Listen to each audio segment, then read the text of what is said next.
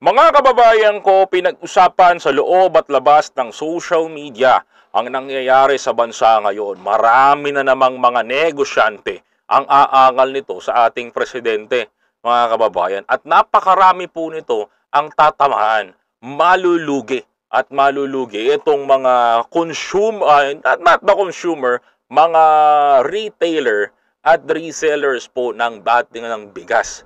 Ito mga kababayan ko, putok na putok po ito sa loob at sa labas ng social media. Ano ba ito? Ito, babasahin natin. Mga kababayan ko, naglabas po ang palasyo ng palasyo na ng palasyo ng Executive Order EO number, EO number 39. Imputation of mandate price selling on rice, mga kababayan ko. Ito na po, ito po ay pantapat doon sa mga gahaman na nagnanakaw, yung pasimpleng tumitira using hoarding, mga kababayan ko. Oo, nasabi nga ni baka sabihin nyo sa akin, sabi ni Pangulong Bongbong Marcos, hoarding is a business. Kung nasabi ni Pangulong Ferdinand Bongbong Marcos na hoarding is a business, mga kababayan, mawalang galang lang po sa inyo. Ito po yung pantapat ng gobyerno natin sa kanila. Dahil hindi na po sila masaway. Hindi na po sila na mapigilan sa mga kanilang ginagawang pagnanakaw o pangungupit. Pasimpleng pangungupit sa mga mamamayang Pilipino. Ito po yung pantapat sa ating gobyerno. Ito po yung pantapat ng ating gobyerno. Kung ang mga businessman na yan ay gumagawa ng hoarding, gumagawa ng kabalbalan o kabulastugan, mga kababayan ko, ito na po yung ginagawa ng gobyerno natin pantapat sa kanila. Kagaya na sinabi nga ni Pangulong Bongbong Marcos, di ba mga kababayan ko? Sabi nga ni Pangulong Ferdinand Bongbong Marcos Jr., mga kapatid, sabi nga niyon, kailangan itong mga businessman, kailangan may competitoryang mga yan. Which is, ang gobyerno natin ngayon, ang nagiging competitor nitong mga businessman na to, mga kababayan ko. Why? Mga kababayan ko, ano ba nakapaloob doon sa executive order, mga kababayan ko? Eto, gusto ko malaman ninyo, mga kababayan ko. Medyo malabo lang, pero tiyagain nyo, mga kababayan. Eto, sabi dito, mga kababayan, maliwanag pa sa sikat ng araw, etong sinabi dito. Eto, konti lang naman naiintindihan ko. Sabi ko, eto nga mga kababayan ako, the regular price, mga kapatid, starting on September 5 po starting of September 5, mga kababayan ko, rice, ang bigas po, ang pinakamababa per kilo is 41 pesos. At ang minimum price ng mga mahal o malaki is nagtataas ng 45 pesos, mga kababayan. Kailan po ba ito? Kailan po ito ipatutupad? Kailan po ito ipatutupad sa ating ng government natin? Sa mga hindi nakakaalam, mga kababayan ko, ugaliin nyo pong magbasa madalas dito sa tawag nito, dito sa Presidential Commission, not commission. Ayan, Presidential Communications Office, mga kababayan ko, dito, ayan. Lagi kayo magbabasa dito ng mga latest update para hindi po kayo naliligaw doon sa mga talakayan na minsan ay pinag-uusapan natin. Actually, dito lang din ako kumukuha ng mga information na gusto kong pag may mga tanong na pwede kong masagot, dito ako kumukuha. Sabi dito, mga kababayan, eto, price selling and rice take effects on Tuesday. Malacanang, the Office of the Executive Secretary clarified on Friday that Executive Order EO number 39, which sets the price selling in the regular while the milled rice on the whole country will take effect on September 5, mga kababayan ko. Starting of September 5, mga kababayan, ay lahat po ng presyo ng bigas, lahat po ng bilihin, lalong-lalo na sa bigas, mga kababayan ko, nabibili yung bigas, ay ang pinakamataas na presyo is 45 pesos. Mga kababayan ko. 45 pesos na po, mga kababayan. 45 pesos na po na nagkakahalaga yung pinakamahal. Kagaya ng kukuryo, yung nagkakahalaga na 60 pesos, 45 pesos na lang natin mabibili. Yung mga low price naman, halagang 42, 41, 43, below 45, mga kababayan ko, is 41 pesos ang pinakamahal. Pero meron pa rin 43, 44, 45. Pero wala na pong lalampas ng 46, 47, 48, 49 hanggang 50, mga kababayan ko. Yan na po yung magiging setup niyan, mga kapatid. Sabi dito, eto mga kababayan ko, ito.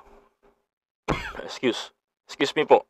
Di po ako si Mike Enriquez And as a state under the EO number 39 mandated, the price of regular milled rice is 41 pesos per kilogram. Ayan While the milled rice is 45 pesos per kilogram, mga kababayan ko. On the executive secretary also emphasized that any inquiry of the complaint about the executive order can be course to the government by 8888 Citizen Complaint Center. Ayan, mga kababayan. Ay malaki-laki ang kakaharapin dito ng Pangulo. Alam ko magiging problema to. The President Ferdinand Bongbong Marcos Jr. approved the recommendation of the Department of Agriculture and the Department of Trade and Industry or DTI on August 31 imposed mandate the price selling on rice in the current surge in the retail price of the country. Sige pa. Ayan, di ba? Ganyan. Ayaw nyong makisama sa gobyerno, ayaw nyong gumawa ng paraan, ayaw nyong lumaban ng patas, gustong pahirapan itong mga naglalakihang businessman, o sabihin natin oligarko, nananamantala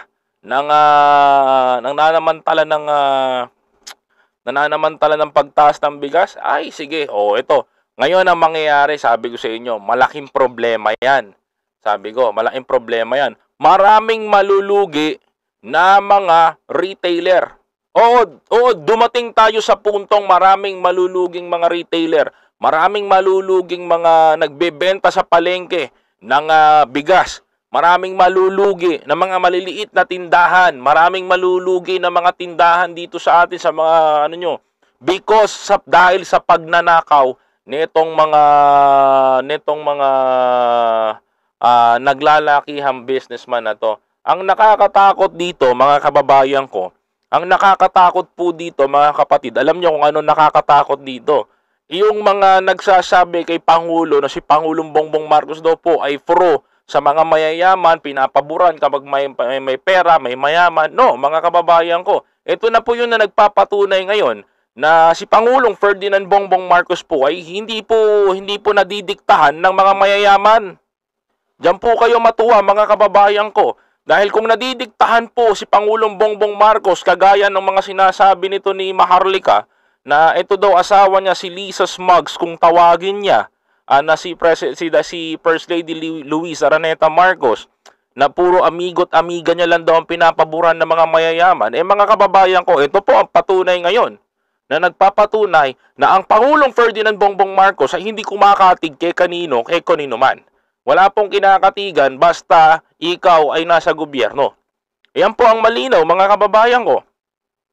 Dahil po, alam ng Pangulong Ferdinand Bongbong Marcos na marami siyang makakalaban dahil sa ginawa niyang ganito na paglalabas ng Executive Number 39 na magpapatibay at sa magpapasabatas ng pagbebenta ng bigas na halagang 41 pesos pa 45 pesos pababa at wala na pong magtataas, mga kababayan.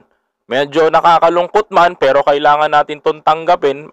Kung pwede naman, konfrontahin nyo yung mga nagbenta sa inyo, yung mga nag-hoarding. Diba, mga kababayan ko? Kasi wala namang ibang sisisihin dito if yung mga dumali dito sa mga retailers. Kasi mahirap naman yung mga retailers kung distributor ang tatamaan, mga kababayan ko. Honestly, mga kapatid, to be honest, mababa ang benta ng bigas ng ating mga magsasaka. Opo mababa ang benta ng bigas ng ating mga magsasaka. Hindi po nagmamahal yan because mababa po ang kanilang patubo ngayon. Yung mga naggagandahang bigas po sa atin, kaya natin sumabay because we have the best of rice na meron tayo maaani sa Pilipinas. Nueva Ecija pa lang Pag nag-ani na yan kompleto na dito sa Pilipinas Kayang kumpletuhin 'Di ba? Kaya kampante ang gobyerno natin, kampante ang Marcos administration na meron tayong maaani.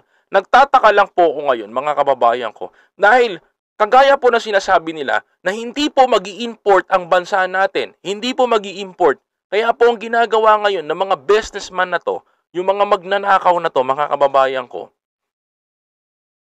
ay ngayon po nila inilalabas at ngayon po silang mangungupit, mga kababayan. Bakit paano po mangungupit? Wala po tayong import nga, wala po tayong import ngayon na bigas eh. Di po tayo kumukuha ng bigas kung kani-kanino man eh. 'Di ba? Hindi po tayo kumukuha ng bigas sa iba't ibang bansa. Kasi bakit? Maninindigan tayo sa Pilipinas na meron tayong supply dito, ang mga farmers natin. 'Di ba? Tama yung ginawa ni Pangulong Bongbong Marcos na mas mababa ang import kung hindi tayo mag-import ng bigas ngayon. Bakit? Kasi ang unang-una natin matatamaan na mapapahirapan natin yung ating mga magsasaka. Dahil competitor yan ng local, yung import, mga kababayan ko. That's why, mga kababayan, kaya maganda nito nagagawa natin, mga kapatid, na tinatangkilik natin ngayon yung sarili natin local rice. Mga kababayan ko, isa yan sa nagiging magandang bunga ng pagpapatakbo ni Pangulong Bongbong Marcos. Ngunit, paano natin makaabot, paano natin magagawa, paano natin may sasakatuparan yung pangarap ni Pangulong Ferdinand Bongbong Marcos na 20 pesos na bigas kung may mga hudas naman na nagtitinda? Diba? Hindi natin masisisi yung mga nasa palengke. Hindi natin masisisi yung mga nagbebenta doon. Tandaan nyo to.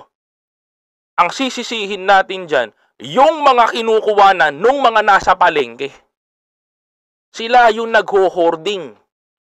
Sila yung nagpipigil ng pagpasok ng bigas.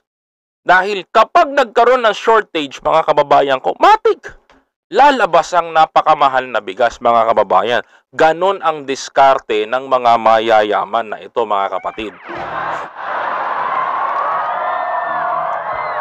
So ngayon, mga kababayan ko, ngayon, problema to, September 5, mga kapatid. Di ba? Maraming malulugi, pero kailangan natin tanggapin, mga kababayan ko, na ganun talaga ang mangyayari. Kailangan natin sumunod sa batas na nilabas ng Pangulo, hindi po para lamang sa isang Pilipino, bagkus para po sa lahat, para po sa nakakarami ang ginagawa ng Pangulong Bongbong Marcos.